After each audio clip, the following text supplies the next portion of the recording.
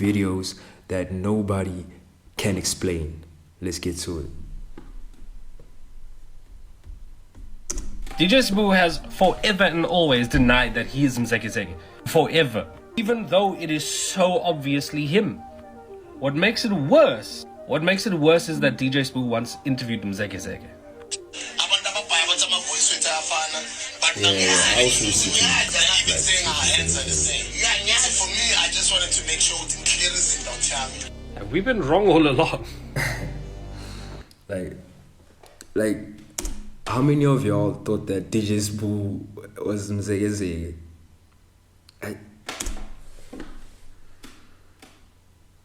That weird sighting in Pretoria. Watch how it disappears though. Weird.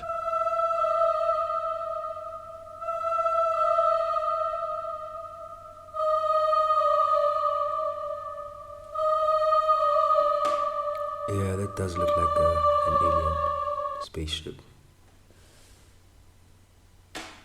Perhaps most horrifically, the apartheid government had a project called Project Coast, spearheaded by an absolute belle named Wouter Basson, nicknamed Dr. Death.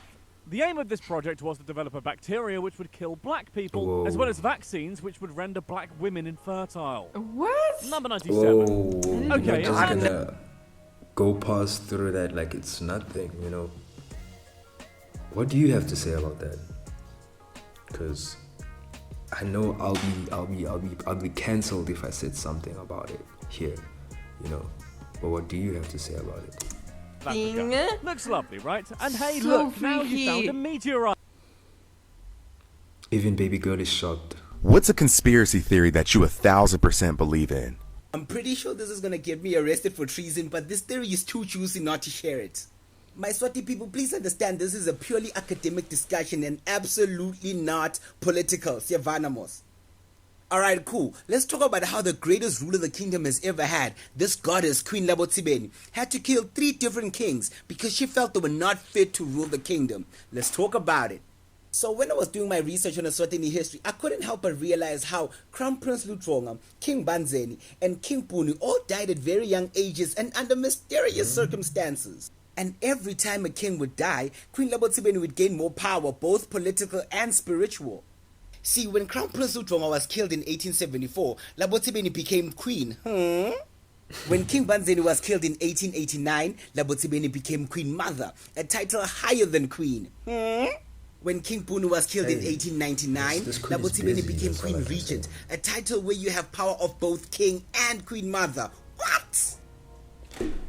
Like, one thing I want you guys to understand before we go any further with this is that I'm trying to be South African as possible, you know. I'm trying to bring that culture of questioning things, of thinking for yourself in a positive way in South Africa, you know, because I realize that most people are waking up, especially in my hood. Like, most people are becoming conscious of a spaceship in the skies and all sorts of things you're gonna see here. Let's just continue Out watching. in South Africa. It has now been deleted by Google.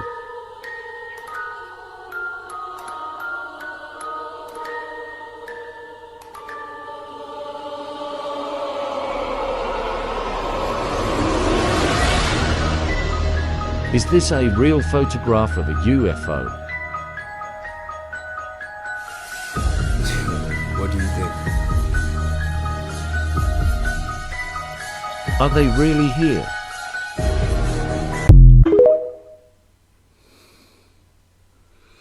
Hey guys, I come again and I wanted to inform you that I just did my research about the murder of the late aka Super Mega. It was very traumatizing and it is not fair as a human to be killed the way he was killed. So as I was watching the video, I noticed that the person who killed him had a very good aim and he ran very fast. And do you know who else runs that fast? And do you know who else has good aim? As it is hard to be a good aimer and run that fast. Let me just quick show you the video. Let me just show you the video quick. Hey, Sahora!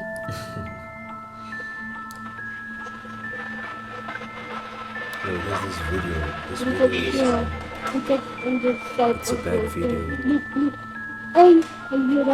Yo.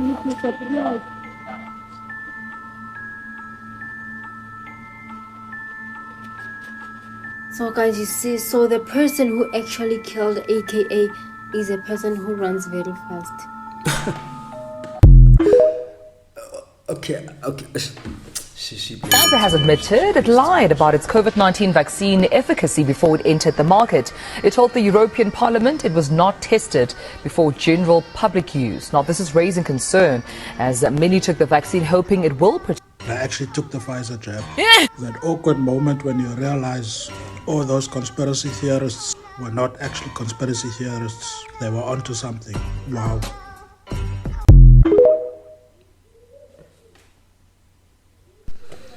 I'm gonna be quiet though.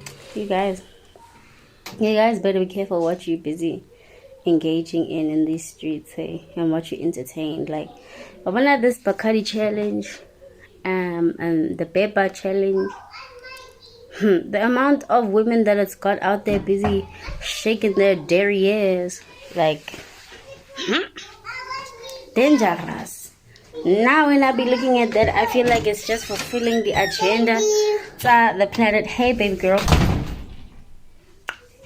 The spirit of Jezebel is alive and well. If you can even see the programming that they're putting on our televisions.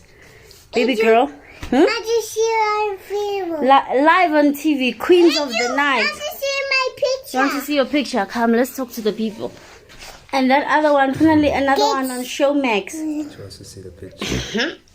Are we normalizing that? Are we glamorizing that nowadays? You guys need to be careful. Us in the entertainment industry, we know that we get paid for nonsense. We get paid to deceive.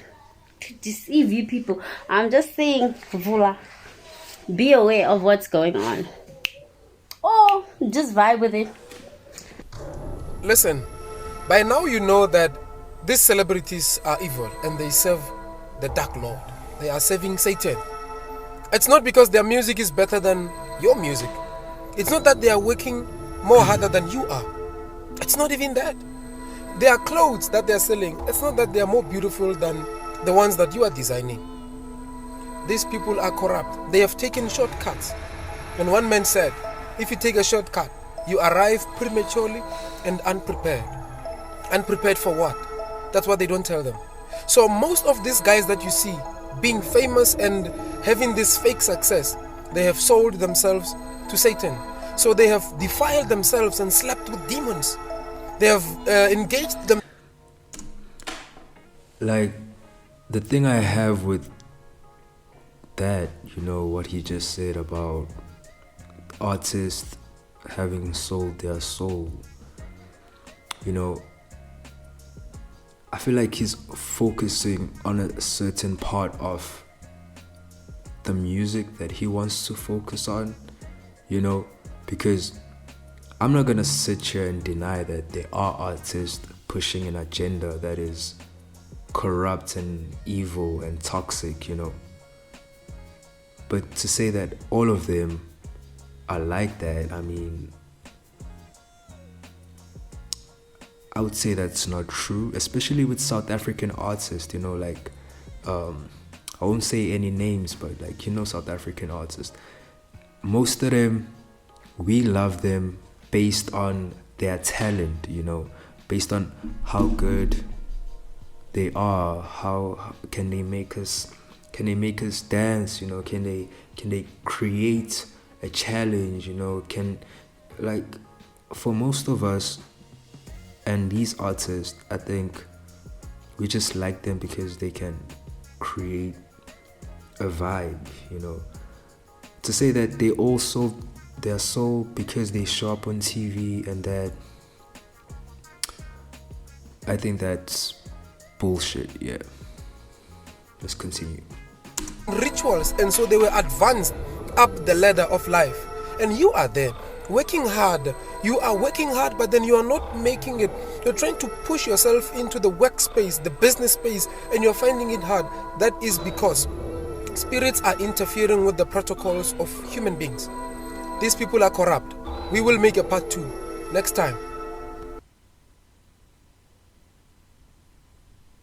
He claps with face concealed. He flashes an Illuminati triangle. Should I say something? I'm gonna say something. This is not an Illuminati sign. Maybe because of movies it is now, but not initially. The funny thing is the same people that are crying the most about this are the ones who made it popular in the first place.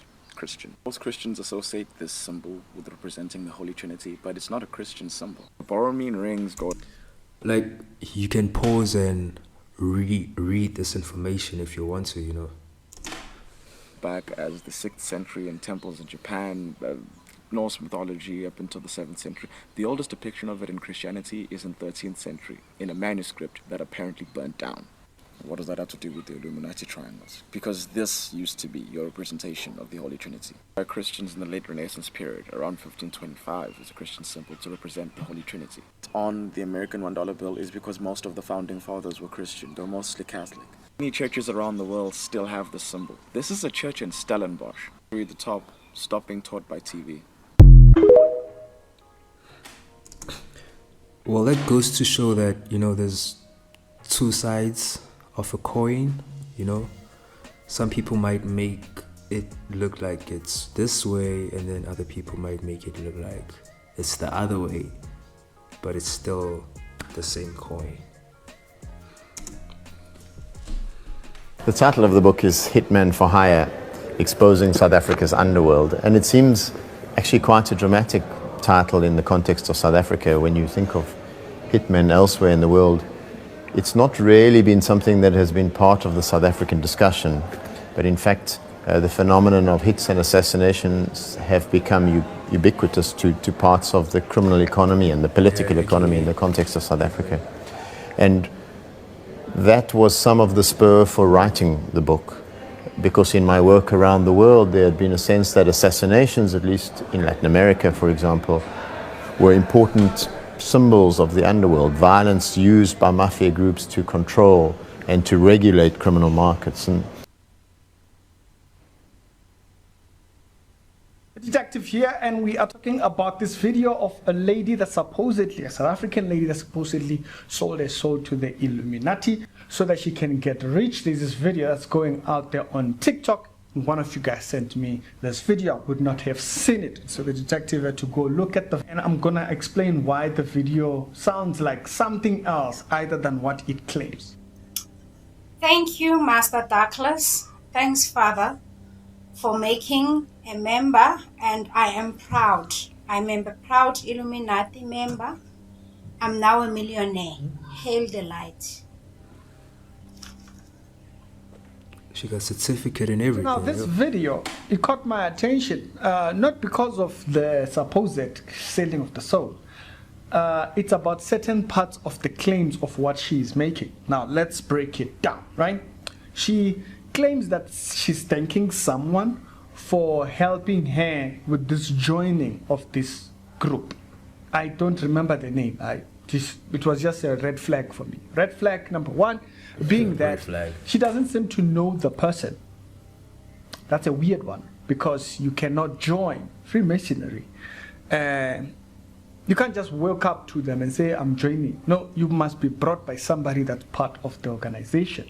So number one, that's red flag number one. The person she's speaking about, she seemed like she had to read the name. Thank you, Master Doug. She doesn't know that. My guy so is looking for everything. Like, I like this the guy. person I like this allowed guy. you to join, or was your sponsor? They call them sponsors over there, and you didn't know the person. That's a weird one. The person must know you. The person must be able to vouch that you are a reliable person. That's red flag number one.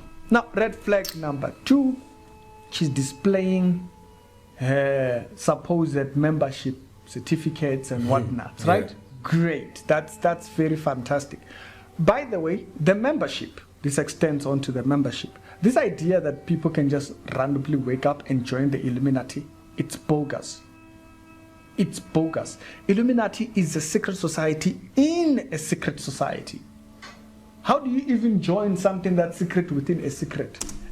Yeah, you know what's good about that is that he is breaking it apart. You know, he's breaking it apart for us to understand. And yeah, that is That is good. Let's not be gullible. Let's not be naive, you know. This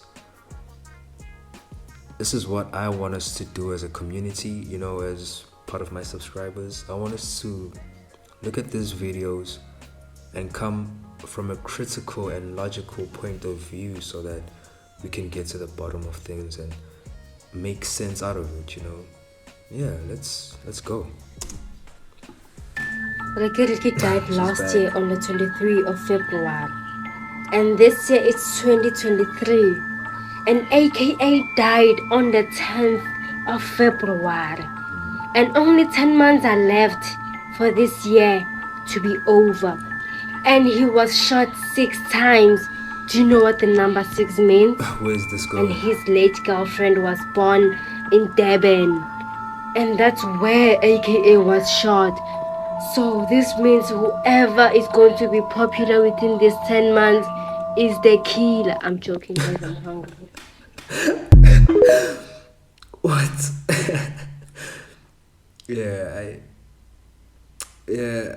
I just put it there because I think it's good that we don't take everything seriously, you know. You'll go crazy.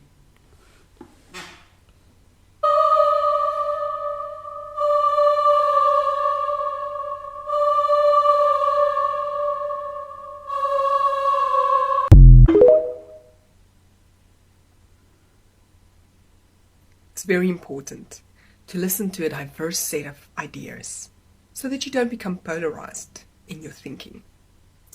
And this is where conspiracy theorists add value to life. You'll be sitting there on your phone, wasting your life away, laughing in a dopamine high at a kitten that fell into a cup with bunny ears or something like that.